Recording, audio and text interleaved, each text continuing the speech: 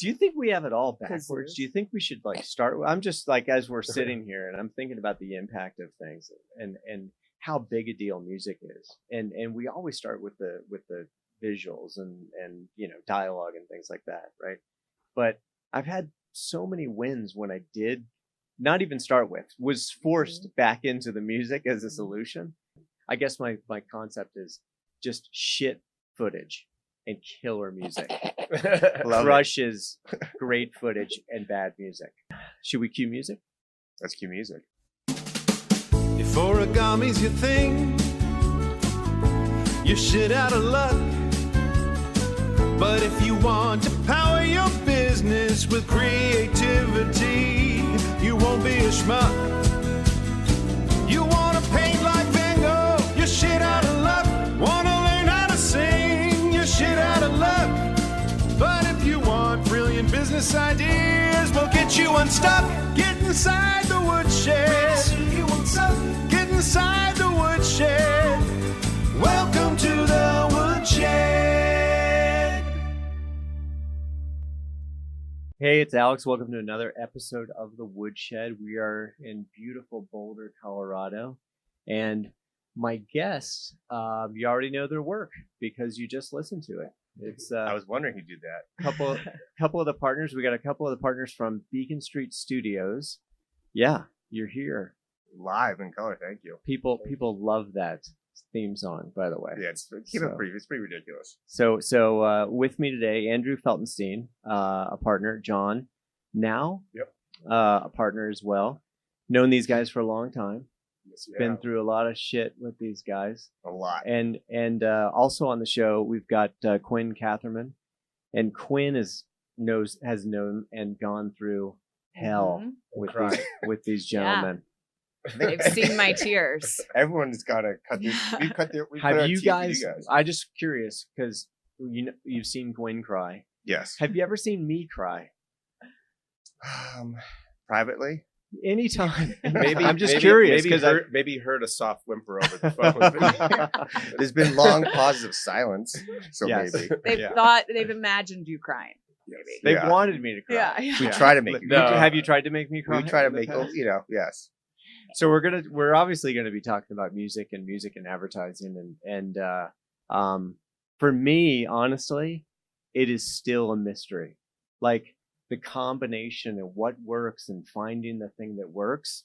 I know what the search feels like, and I sort of have things that I don't know, everyone's probably got tricks and things that they like to look at.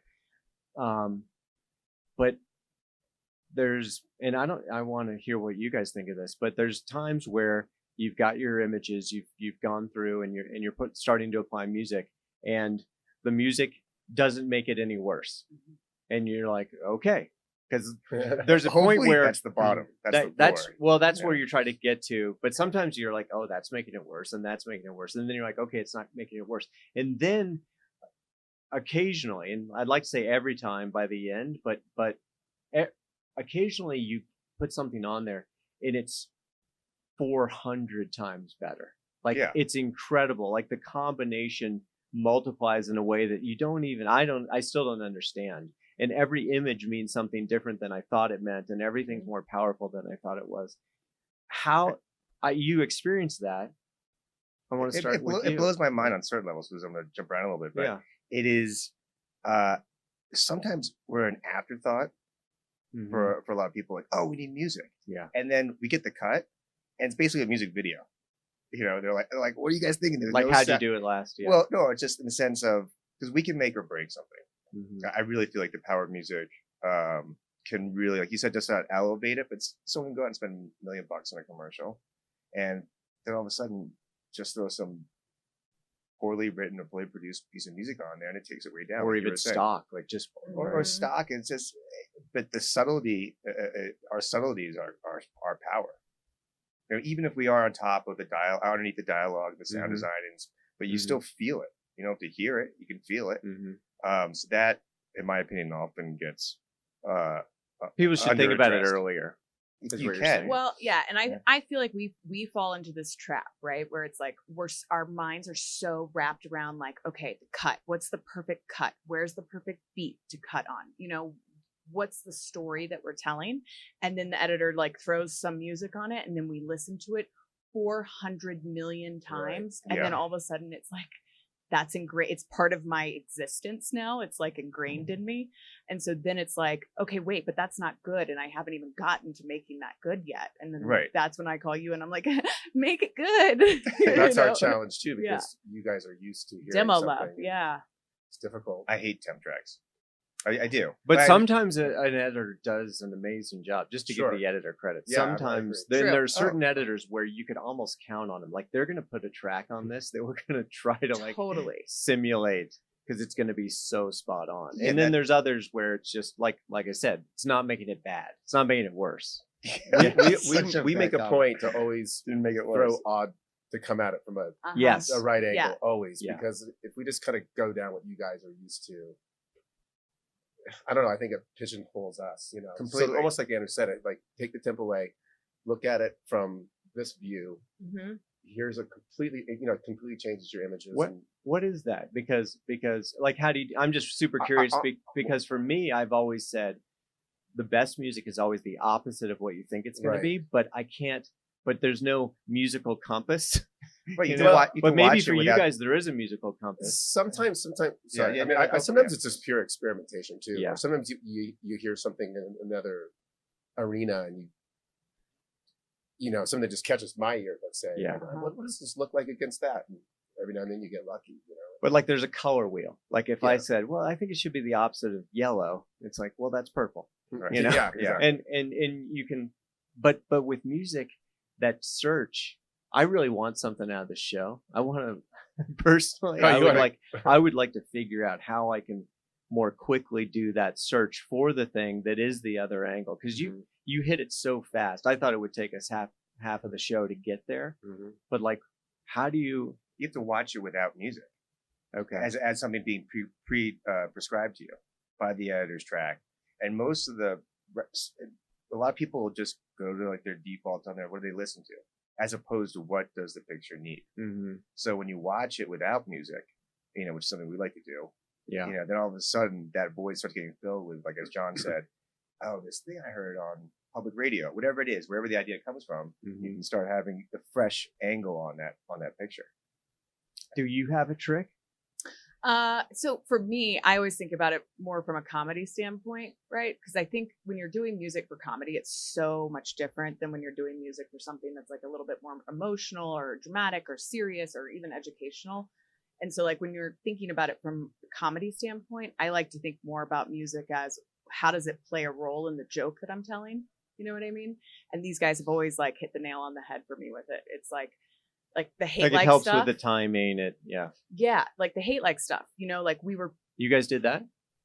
Yeah, for hotels.com. Yeah, that came out great. Yeah, we explored this one way in where it was like they brought this vibe to this one spot where it was like almost like it made you feel like what you were watching was like Disney princess on ice, you know, like this woman's life is so amazing, you know, and it was like this swelling orchestra and then it cuts out to the bathtub, you know, and it was just like, I saw that and I was like, I never, ever would have thought to do that there, you know, but it made it so much more cinematic and it made it feel like I felt that jealousy in that moment. It's like, it's emotion. It's like subtext and context.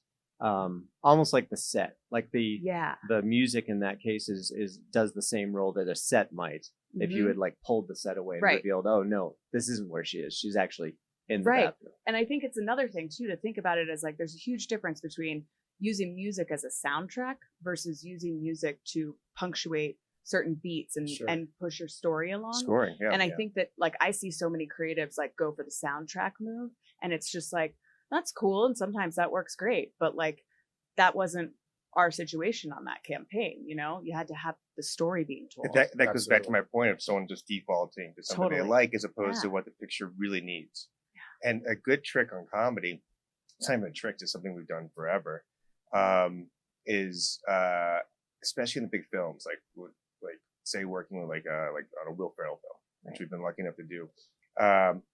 we are not the funny people in the film. We have to be the gravity. Something has to let those guys say, but if we add the stakes to it and heighten it up with drama and scoring when applicable, it's funny. We've done a lot of comedy. I'm not even into comedy. I mean, like comedy. John hates comedy. No, I don't. I love John it. hates laughing. John's not even. He hates laughing. No, I love comedy. But like, I don't even like smiling. But music. Don't do it. Always been very serious about the music. I take it very seriously, and it's like somehow it's found its way into all kind of comedy, and it's just ironic how that's happened. Yeah. I hate laughing. I was gonna say one other thing, and I was thinking about like getting to the music. Like a lot of times it's something about the style of music. Like I think it's good to know just like how do you want to. Oh yeah, like, how do you want to feel? How do you want to feel? I think that's a really important question, and sad, happy, whatever it is, and then you can get there stylistically a lot of different ways. And feelings, like you say, sad, happy, like feelings, our ability to describe feelings, it's so much easier. But they're also very blunt tools, right? Yeah. We don't have musical feeling has incredible nuance. Like it's like 100 ways to describe snow. Like that's what music is for feelings, whereas like our words for feelings way more limited. So it's kind of interesting, like the advantage you guys have as musicians. Like I think you have a real advantage in knowing what that feeling is. Even if you couldn't articulate it back, you might just say, this needs to feel happy. Right. But there's a kind of happy. Yeah. Right. When you ask, is it a cheesy happy? Is it a right? Exactly. How do you get to that? Yeah, when you ask that question on conference calls, it's amazing how many times there's silence. Like no idea. Because no one's thought about what the feeling of the moment is, or the scene, and that it shouldn't be that. There should be more pre-thought into that. Yeah, and I think that is a classic mistake. I've been guilty of it too. But like whenever I come to you guys, I'm always like, I want to feel so jealous that I want to pull my hair out and scream at my TV. And it was like what you guys gave me was so unexpected in that. And then I was like, okay, at the end, I want to be clapping my hands and screaming, hell yeah, go girl at the end. Yeah, and but that helps us, and then you put like this, hip hop track to it. And I was like, yep, that's it. And it's like, you never would have known that, right. But it's translating those feelings into something more tangible that's like the best place to start in terms of a music brief, is how you want to feel. And another point that comes to mind on that too is speaking to a lot of creative people, and people get hung up talking about music. They get clam up almost. Mm-hmm. And we immediately let them off the hook and say, look, you don't have to. I always felt very insecure because Andrew loved to talk about music, was way into music. And I can't play the tambourine. Yeah, but you play some brilliant ideas though. You've definitely led us down some good paths. Really good ones. Yeah, right, I think you've made up for it in other ways, but that there's something about music that can make a creative feel so insecure because it's a cool guy thing. You know what I mean? It's like when I talk about music, I instantly feel dumb because I'm like, the part where it's like, do do do. Yeah. I want it to be like, do. Do you know what I mean? And you're like, I'm such an idiot. But that's articulate. That's still articulate to some degree. We can translate from there. But we let people off the hook. I'd rather, instead of telling us, was it some musical theory approach to it? Right. Why don't you just try to explain that and tell us what you wanted to feel? I think that was. I always enjoyed working with you guys because of that. You really did, make me feel comfortable. And however you want to talk about it is fine. We can figure out what you mean. We'll translate your nonsense. Totally. Just keep talking. But we do that even with each other sometimes. Remember that thing? Yeah. Oh yeah, that thing. Yeah. So it goes around. It goes all the way around. I like to think that I always thought about music at the beginning, but I didn't. But I'd like to be on the show right now and saying, yeah, that's always been my approach. It's not. But I do remember the opposite in a way, which is we'd shoot a bunch of stuff, we'd look at edits, and then they'd show me the edits, and I'd be like, oh, we are so fucked, and like, this is terrible as designed, shot the boards, cut the boards, this is what we set out to make, and it's terrible. And I would go to you guys and I'd be like, let's make a jingle, or I'd be like, ballad on fucking chicken. Right. You called us up. We would just I'd go all the way in on music and just let's start there, and then we'll put pictures on that. Yeah, I love bucking chicken for that example, because we were working on it, and the chicken on the motocross and the chicken. I think the bucking chicken was the chicken at the rodeo. Oh, the rodeo. And the guy was riding it. Yeah. And it was shot as a documentary about a huge chicken.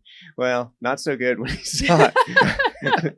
The documentary was just scary bad. But we were kind of stuck musically a little bit. I mean, I remember kind of like, and then you were hopping on a plane and called us up. And said, it had like the bucking chicken thing. And I swear to God, as soon as we had that, we did that thing in like 10 minutes. Well, I was like, there's only one good thing about this, and it's the name Big Buckin' Chicken. Yeah. Make that into the song, and that's the lyric. That was the only lyric. And I will say it over and over and over, and then we barely had enough images to cover that, but it came out fun. Yeah, people were singing it in bars. Yeah, it was fun. That's.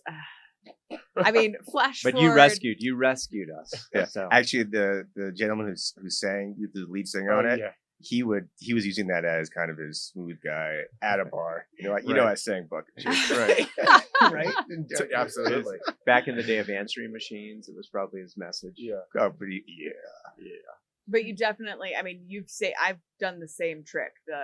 Oh God, it's not good. Let's make it a song. Right. And it's like, I mean, I did that with the unicorn. Sing the VO. And I wrote that unicorn song, and I was like, I don't know what it sounds like. Here's some words that rhyme. That's right. That was ridiculous. That's when I cried. But you cried. Those were tears of joy. It was tears of like relief. Like, thank God these guys are on this, because I just was like, I got to dig this out, and we made it a song, and it was awesome, and it was so good, and it was like the best thing about this entire. I had a unicorn, and I was like, I just got to make something out of this. I'm going to pay you guys a huge compliment. It is true. You worry about so many things all the time in advertising. I'm sure you do. Like, I've always got a lot of worries. I'm wearing my anxiety necklace right now. Are you? Yeah. And I need like 4 of those. It's the business, it's the projects. Like, you're just always worried. I never worried about you guys. Totally. Like, I always felt like if you were on it, it was gonna be okay. No, I mean, gonna be wonderful, but like my life would be okay. Like, I would be okay. Emotionally, I would be better. Yeah. We are emotional support. Yeah. Well, this goes beyond just Andrew and I. I mean, and Danny, who's out there. Danny, of course. The culture we have at our studio, we've always been extremely collaborative. Mm-hmm. So it's not just his idea, but it's a full group effort. It's always a group effort. So I love when Rick comes in, one of our friends and co-writers and producers, throw him a guitar. He's like, "What key are we in? I don't even know what we're playing." You're like, "Just go, sing." Yeah. And you just get started. Yeah, start. What's your least favorite kind of project? Just for I think as a creative, you want to know what inspires people. Like, sometimes I think we don't know what inspires a director to do their best work, and we tend to often pick people because they did something just like this, so let's have them do it for us. And it's like, well, guess what? They're going to be bored. Yep. Is there any of that for you guys? I know there's some. I'm trying to think. I mean, sometimes you want some kind of visual action going on, and if it's wall-to-wall dialogue, and that's cool too, but then your job becomes kind of scoring the dialogue. It's such a bad. It's a difficult job though. It's hard to really kind of be that voice underneath. Yeah. Do you want to be the star? No, but it's more fun when there's action going on. Of course. Things to score, things to hit, and it helps, the picture helps dictate the form of the music. Totally. I would see that. And is it better? Because I think one of the reasons people maybe don't bring you in earlier is you're just thinking, it's going to cost us more if we bring them in earlier. Like, let's bring them in at the end when, If that's that high, I wish people brought us in from the beginning. Yeah, okay. Early on, like boards early, before you even shoot. Because sometimes we'll write some ideas before they go to edit. Yeah. And maybe we get lucky, maybe the editor, he or she may use our music, and all of a sudden that's the new ear candy. Mm-hmm. That's, which is, we love it when that happens. Yeah. But I love being part of the process earlier. We all do. Shit, I never thought of that. I think we've done it on occasion for sure. Yeah. But so I can answer your first question. Yeah. Because I think it just came to me. It's not comedy or drama or music videos or film score or TV. It's the people we work with. Like, working with you guys has always been fun. it's like there's a different relationship. You're just saying that because I said something earlier. I'm not just dishing it back. I know it made me think about it. Sandwich. No, it made me think about that, honestly. Yeah. And that's always, it's been fun. Trust me, there's places that are drags. And groups of people or directors that can really bog it down and make it fun and overthink it. And that has the spontaneity. And, you can count on me to never overthink it. Exactly. What's the proper amount of underthinking that we need to apply to this? It's always the question. What about sonic branding? That's a big deal now. Like mnemonics? Like, I don't even know if it was a term last time I was in the business. It's like it's like the static of HBO. Right. So it's the Apple startup, but brands are starting to like those are coming back more and more. Yeah. And brands kind of want to know. I think we had you guys work on some stuff for American. You sent a treatment. Oh yeah. But the thing, our treatment wasn't that good. Well, I was like, no one pays us for treatment. It was different than the other ones. Yeah, those were expensive. Well, they seem to do more of that kind of thing, like that kind of pitching thing. So we totally get it. But are you seeing more of that? And like, it doesn't sound like it's so much on your radar. No, I'm just trying to think. I might be brain dead. But Danny, do you remember what we just did?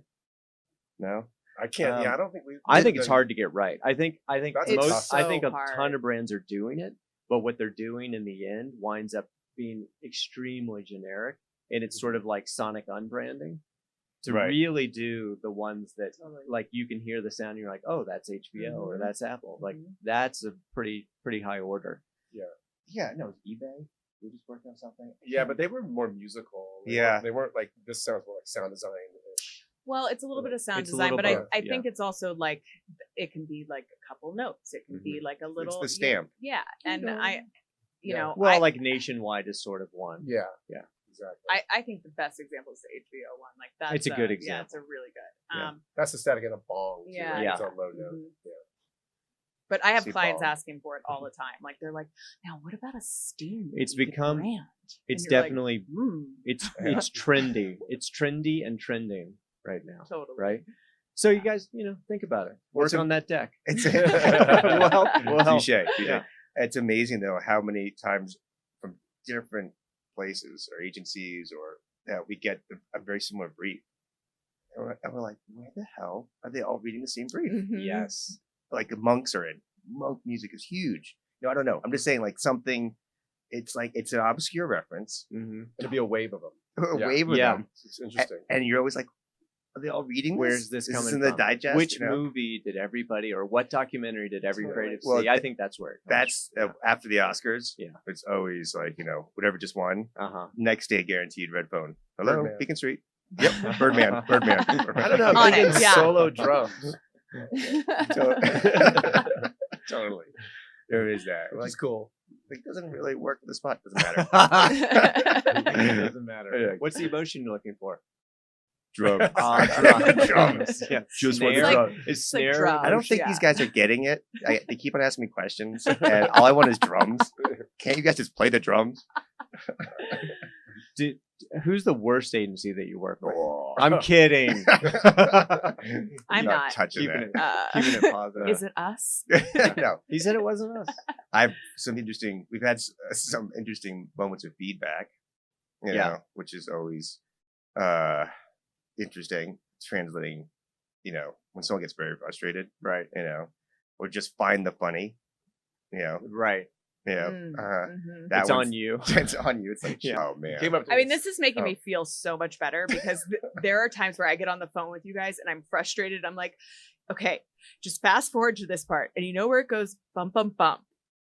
What if it wasn't bump, bump, bump, but it was something else? And don't ask me what it is because I don't know. Just I want a different bump, bump, bump. And I can hear Andrew on the other side, like, you got it. I actually try to avoid the notes. Like I try to stay out of that usually because I know I can't do it. But actually, on this, I like the. But I just did it. It was really good. I like the guy was credible. His street cred was he made the mixtapes for his frat. Oh yeah, that's the best. That's why he had the authority. I don't know. You guys are gonna love this. Yeah, we're like taking. We were doing Jamaican music. We're doing reggae. Yeah, and they're like, we got Tad on. He was the he made the mixtapes for his fraternity. He's been to Kingston a bunch of times. So he really knows the music. Oh man. It was like, oh man. So then, but that led us to speak in fake Jamaican accents for about a month. Sure, yeah. Everyone around the place. Hey man, the call is going on. No, you know what? We understand it's hard to describe music. We're not making fun of people doing it. It's just every now and then you get these totally kind of I think crazy that ones. I think that there's also just you need to think about whether you are providing any kind of instruction, right? So because sometimes as creators we're not, and I don't know whether we realize or are self-aware all the time. Like I worked with a director once, and it sounds similar to the story you're telling. And we shot the first take, 2 actors. They did a nice job. It was like, it's not bad, right? And he's like, whoa, cut, guys, let's do it again, but cooler. And they backed away, and action, right? And then they did it a little worse, you know. He's like, okay, guys, you're a professional, I'm a professional, you are a professional, I am a professional. Oh shit, we're gonna do it again, way cooler, right? You know. And then they Matthew did it. McConaughey. Yeah, no, it wasn't. And then he's and then cool. he just got, and it got worse and worse and worse. And his wife comes over to me, and she's like, she just was like, he's just so good with the talent. And I'm like, are you not watching the same train wreck that I am? Like every take is worse than the one before. Because that's not a helpful compliment. It's not helpful. But I do think like what's interesting about sort of the dynamic in the relationship, right, is like all day long I'm being served bad for the most, sometimes very good, sometimes not so good feedback, right? And the one thing I'm always trying to do with my clients that I find myself not doing with you guys is like, they'll give me feedback as a solution, like what the solution is in their head, like make it white and red. Yeah. And I'm like, about this. Okay, so what I hear you saying and what the problem is that I'm solving is that you want it to feel brighter, right? You know, because the solution isn't white and red. The solution is make it brighter. And there's 10 ways I can go at that, you know? That's why I don't do notes. Yeah. And so with these guys, it's like, but you do notes. Notes is white and red. I'm just telling you. I know. That's what I'm saying. And that's where we fall into a trap. But Quinn, sometimes I was going to talk about this. It's sometimes someone just launches into the solution, as you just said, without telling us the problem. Right. And if we're experts in our field, which I never quite feel comfortable with that word, it's like, well, can you just tell us what the problem is? Did someone say something about the music? Oh, no, it's all about the edit. Yeah, that's true. That's a good point. You know, it's right. But then you're spending 30 minutes on a call just digging for that problem that you're solving. There's a lot of hours on conference calls. Yeah. But back to the director, there's a good quote from a dear friend of ours. He says, the first take is God's take. Every take after that is for man. So this overthinking craziness, you know, and that's happened. How many times we go back to our first idea? We're always joking. We're not let's give them the C- idea first. Let's leave it at that. We're going out with A's. We're always going for the A's. There is a total psychology that you guys have to have, I think. It's different than what we do too. We start off. All right. We would never feed you guys like a bad one to get to the good one. That there is the number of times I've been like, hey, so remember that first one that you showed us? Turns out it's pretty good. Let's go back to it 24 rounds later. Very interesting. I mean, it's all creativity. How do you see your role in creating the music? Because you bring in session people, you bring in friends, you bring in singers, and are you? But you also write, you also perform. It's a little bit different than our role. It's a little bit different than a director's role. Like how do you? Yeah, there's no third party. Yeah, we're doing it all. Yeah, you're doing it. But playing, writing, you don't recording. play every instrument every time. No. But like John and Danny, they're much better musicians than I would say, and they play a lot of stuff. Yeah. But to your point, we'll bring in like horns, live horns. You gotta have live horns. Strings when you can. That's a luxury. Singers are that's casting. Drummers even. Different drummers a lot of any specialty instrument, you're doing something that requires French. Do you think we have it all backwards? Do you think we should start? I'm just as we're sitting here and I'm thinking about the impact of things and how big a deal music is, and we always start with the visuals and dialogue and things like that, right? But I've had so many wins when I did not even start with, was forced back into the music as a solution. I've had a lot of success there. I just think it's a funny idea, and I guess my concept is just shit footage and killer music crushes great footage and bad music. You know what we should do is make up like a whole fake brand where we just use shitty footage and killer music and then submit it all to CAT. But don't you? I mean, I think that shit footage and great music is probably a better solution than great footage and bad music. Wait, did I just say? But you said that. No, you said that. We're agreeing. Oh, okay. But I have an idea. So I say, I have an idea. Why would you great shit? footage could inspire great music though too. You have something striking or whatever, it's moving and. I'm saying, what about shit footage? What about shit footage? Wait, I have an idea. How about shit footage with great music? That's so similar to what I said. But I know, but better. That feels different, but better. It works the same. Why is it okay? Why I get it. Why on this point? Wait, yeah, thank you. But why is it always when there's a Brit on the phone? You ever notice this? Like if you said it with an accent. If I said that with a British accent, which I'm not going to pull off right now, but if I did, it would be like, wow, that's real. He's intelligent. It would revolutionize the industry. There's always that guy on the phone call. I'm always joking with Danny. It's a planner, by the way. That person is a planner. Yeah, totally. As soon as they speak up, and like Danny's also lead over this fucking Brit. And you know what sucks? You know what sucks? It should be that when an American says something over there, it sounds smart, but it doesn't. No, we're super dumb. We're dumb. We sound so dumb over there. Such a bummer. It's not. Is there any place in the world that you guys know of that we sound smart? What about? That's not our biggest export. The most intimidating was when we worked with some people in Moscow, and I remember as soon as the producer spoke up, he's like, "You are now being placed in the conference." You were scared. I was like, I need a pencil. I never write down anything. On a conference calls, I just felt like intimidated. I was like, shit, I better write this down. And that was the one time where the voice was scary. Yeah. Or you're on the call and you're like, are you guys there still? Oh yeah, the silence because they got you on mute. What conference call were you on? Do you have a dream project or assignment? Because we could gin something up. Shit. We'll probably answer that by the end of the day, though. Okay. Before we roll out of here, we'll have something. Right. We need a team meeting. If you can call all of Grit TBV down here, we'll come up with something.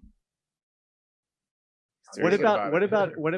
How do you feel about some of these platforms where the sound is off, like by default? What do you mean? Well, like Instagram. I'm flipping through Instagram. I don't hear it. Oh, the sound is just turned off. Oh, yeah, like when you open it, it's off, right? You got to turn it on. Am I correct in that? Yeah. How do you guys feel about that? If we didn't write it, I don't really care. It didn't bother me. No. I actually a little silence. It's actually on that point. Look, we don't sell silence, but taking those pauses. I'm taking a page out of John's playbook right now. Is those pauses of silence are necessities to land impact on other moments musically. So, but you do sell them. Like if you made a piece for me that was 30 seconds and there was 10 seconds of silence, would I get a discount or would it be? It would cost more. It's going to cost part of the music. It's the quiet part. Yeah. That's what I thought. I always assumed that, but now I'm always angling. I'm angling for a discount. It's like when guys, you hit, there's not that many chords in this piece. Okay, you hit enter a bunch, and you're like, no, the white space also counts. Now, are there music creators like AI? Is that coming into your industry? Is that Danny should speak about that? Okay. He's an expert on that. That's one of the things we're going to talk to you about today. So it's a potential force in your industry. Yeah, it's huge. It's a wave that's cresting. Like I could get some AI. I could write, make it cooler, right? And it would. We're going to interpret that. Yeah, we're going to explain that. Okay. Just not here today. No, not live. Top secret stuff. Live. But you're not worried about being disintermediated by lower cost options. Like, is there the same compression in your industry that you see in the advertising industry? Oh, absolutely. I think so, yes.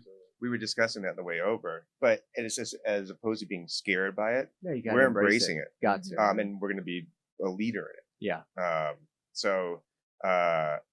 But yes, so there's all kinds of factors that are squeezing music out or whatever out, even like animation going overseas and it's cheaper or whatever it is, or like Nike sneakers, which I'm wearing now.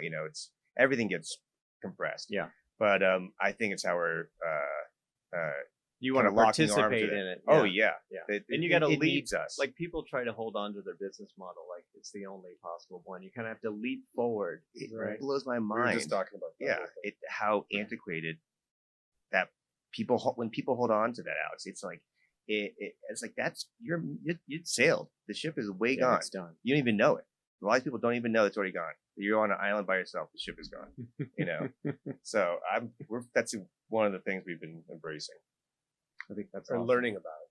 I'm kind of just learning about it. Well, everybody's learning, but no one really. There aren't like perfect solutions out there for any of this stuff. It's going to be an evolution, but yeah, absolutely. I think it's way more interesting to embrace it than to fight it. But your industry fights it. You're in an industry that you service that also fights it generally, and it's cool that you're leaning into it. Yeah, it takes a lot of it takes a lot of guts though, because you're literally leaning into something that you just don't know, right? Like everyone's forging into a field that it is new. Jump off a cliff. The bottom might be 10 feet down, or it might be 100. You really don't know. Just go. Yeah, you gotta go. Otherwise, like I said, you're. Plus, that mentality in anything is gonna get you nowhere. Yeah. You gotta take a leap. So, what do you think? Should we be wrapping up, or how are we doing on time? Let me switch with Danny. What about 40? It'd be a little weird. Oh, okay. Yeah. Danny's like, it'd be a little weird. Okay, sorry. But you can get the Danny show after this. Yeah, let's just. Is there some stuff that we didn't cover that you want to talk about? I thought it was pretty thorough. Okay. I can't. Quinn, John, Alex. Should we write a feelings brief right now? Totally. I don't know. No, I'm glad we're here with you guys talking this out, because sometimes we talk to ourselves about this stuff. If you were, I have one last question. If you were, maybe I can't afford to hire you guys. I'm making something. You can't. I mean, I know I can't. Maybe someone else out there listening can't afford to hire you either. Oh, no. But they want to find the right music for a piece that they're working on. Definitely experiment, right? Mm-hmm. Try different things, and it sounds like try different things, understand the emotion, so you can listen to that music prior to that and say, okay, this has that emotion. Let me try that, and then you guys probably learn really quickly as you experiment versus someone who's just getting into it, maybe making their own piece, right? Like they are the shooter, they're the director, they're the editor, they're everything. Are there any places you would suggest that they go, and there's any process that you would say, hey, do this really works for me? On one level, when a young composer, I'll make it specific to us, but when a young composer comes in our doors and they want some advice, one thing is they gotta play live, play outside, like expose yourself. Don't just sit in a room and from John and Danny toward the world, but it's something about putting yourself out there as an artist or as a creator or any field you want it to be, as opposed to just being in your own little bubble, and cut your teeth on something. Like there's a singer-songwriter, this lady we're working with, and I was like, you gotta do a bar gig. You just have to go out there and push your voice and, cry a little bit. We all like crying, I'm serious. And that, otherwise you're stagnant in that regard as anything. I was going to say. That answers a different question. Yeah, I like the answer. I was going to kind of say to your question, and I don't know, this is just the way I might approach something, but is if you're doing it all yourself, I tend to, my thinking is less is more the age-old, thing. Don't bomb the thing with music. Start with something very subtle. See how it supports what's taking place in the dialogue, if it's whatever dialogue might be. I think that's a good way to start. I feel like I noticed that. I feel like I noticed that in your work. Yeah. Can go a long way. Don't bomb the thing with music is a great tip. Because you can overproduce these days a shitty idea very quickly. And it's thumping and it's big, but it's still bad. It's still not. And the one note is going to be cheaper. Yeah, cheaper on the note. I think people get insecure like that. Something's not right about it. So the music's like we already kind of talked about that, but you just put just blobs of music. It's just wall to wall music from top to bottom. I'm not really thinking about a commercial. I'm thinking about maybe something that's a longer form. Yeah. Totally. How about somebody who wants to break, because you sort of were getting at that. How about somebody who wants to break into the business of doing what you guys do?